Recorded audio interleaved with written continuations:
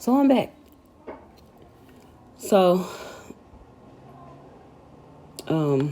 Daniel said, your dream and the visions of your head upon your bed were there. As for you, O king, thoughts came to your mind while on your bed, about what would come to pass.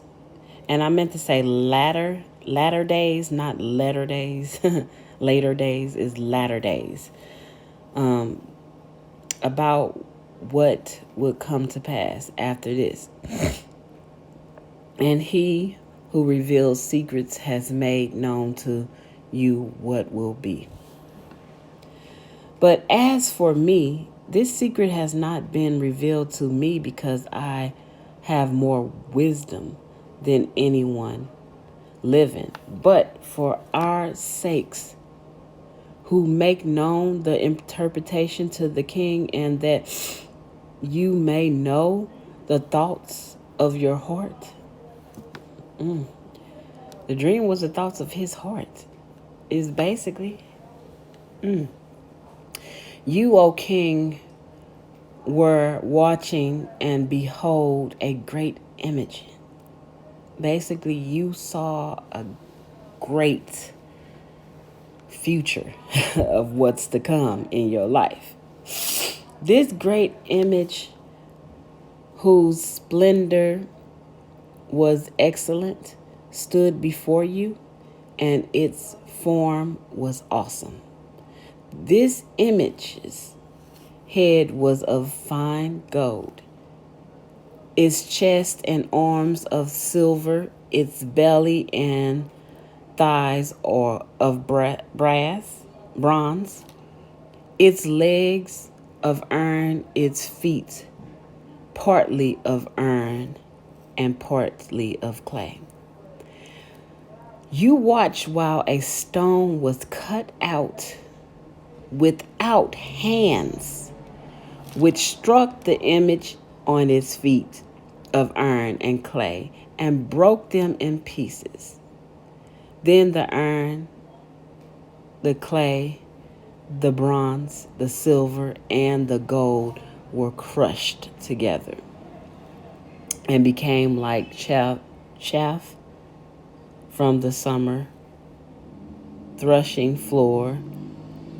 The wind carried them away so that no trace of them was found, and the stone that struck the image became a great mountain and filled the whole earth.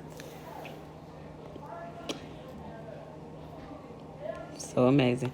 So what I took from that dream, before I read the rest of this, was that the statue was the king. The statue was the king in his kingdom, I guess, and how part of him, by God cutting off the rock and striking his feet, which brought the kingdom down, crushing it to pieces and scattering it, that basically the ashes all in the air and the wind or whatever like that. That's what I took from it, but it was totally different. That's why you got to keep reading on. You can't just say, "Ooh, this is what I think this is saying right here." No, I was right to a certain extent.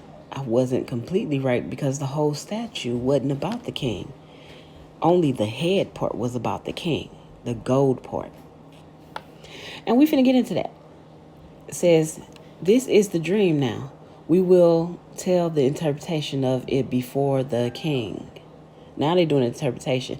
He told him the dream. The dream that the king had, Daniel just told it to him. And the king did not tell anybody. It was a secret. Because he wanted to see, can someone tell his dream to him? And Daniel did it because of God. Now he's interpreting it too. He said, you, O king, are a king of kings, for the God of heaven has given you a kingdom, power, strength, and joy. God gave him that position. God give us a lot of things. God has given us all things. And it's what we do with those things that he's given us that either can please the Lord or disappoint the Lord. Me, I want to please the Lord. What the gifts that he gave me, I want to please him. I don't want to disappoint him. I don't want to upset him, and I don't want him angry with me. So the king was given this position to be given the kingdom, power, strength, and glory. And wherever the children of men dwell, or the beasts of the fields and the birds of the heaven, he has given them into your hands, and has made you ruler over them all. You are the head of gold. Basically, King Nebuchadnezzar was the head part, the gold part. He was given everything. God gave it to him. The animals and the wild beasts in the fields and the birds in heaven and stuff like that. He gave all that to him. He gave all that to him. Okay. But after you shall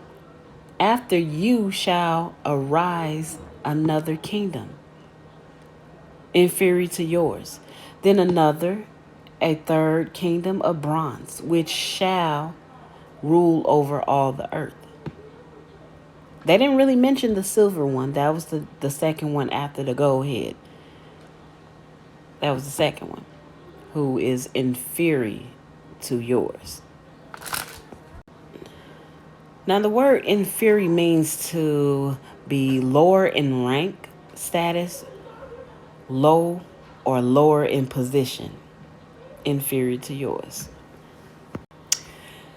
So inferior to yours meant that they will be lower.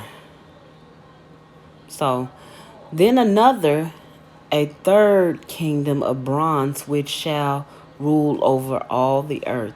And a fourth kingdom shall be as strong as iron, inasmuch as iron breaks in pieces and shatters everything. And like iron that crushes, that kingdom will break in pieces and crush all the others.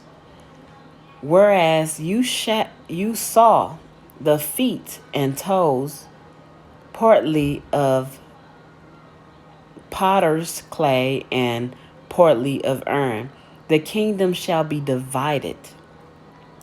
Yet the strength of the iron shall be in it, just as you saw the iron mixed with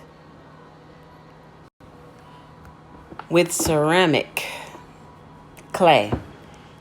And as the toes of the feet were partly of iron and partly of clay, so the kingdom shall be partly strong and partly fragile.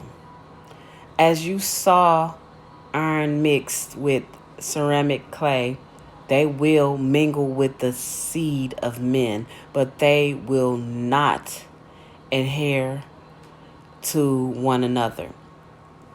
Just as iron does not mix with clay, and in the days of these kings, the God of heaven will set up a kingdom which shall never be destroyed, and the kingdom shall not be left to other people. It shall break in pieces and consume all these kingdoms, and it shall stand forever.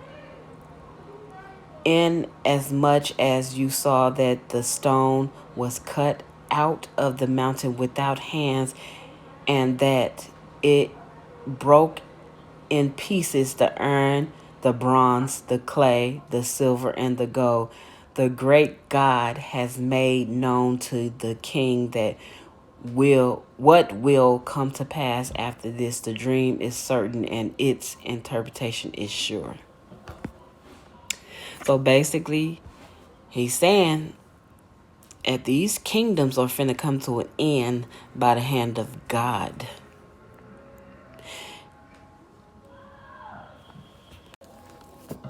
Then King Nebuchadnezzar fell on his face, prostrate before Daniel, and commanded that they shall present an offering and incense to him. The king answered Daniel and said, "Truly your God is the God of gods, the Lord of kings, and the revealer of secrets, since you could reveal this secret." So, like I was saying, I believe this king was testing his people, his sorcerers, his magicians, his astrologers, to see if they truly can, you know, tell his dream and his secret. If there was anyone out here that could, and it was a man of God that can do that. You see, God's power is so amazing. If he can make a donkey talk, he can tell you somebody's dream and have you tell that person that dream and you don't even know them, from Larry Moe or Curly. Meaning you go to this person and just say out the blue, "I don't even know you, but God gave you this dream and blah, blah, blah, blah, blah about your dream." And this person look at you like, "That is so true. I had that dream last night. I don't even know you either. Thank you." Give God that glory.